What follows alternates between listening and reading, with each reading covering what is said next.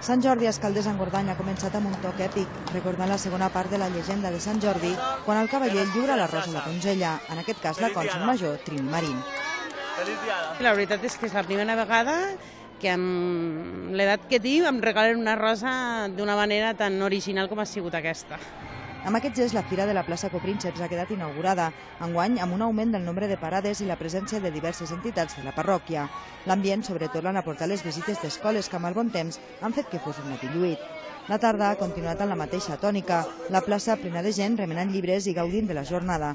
Com al matí, no han faltat escriptors signant les obres. La jornada extraordinària pel bon dia que ha fet, per la gent sortint al carrer, trobant-se, i pel que fa al meu llibre, ja no és només el nombre de vendes, que em porto molts signats, sinó el caliu, no? Allò que dona sentit a la feina d'escriure. No? Estem molt contentes, la veritat és que els nens han rebut molt bé el conte, hem fet lectures a les biblioteques, a diferents col·legis, i la veritat és que és sorprenent veure el nen que passa i veu i diu l'ocell de paper, o sigui, estem contentes. La jornada s'ha clos amb un èxit de participació.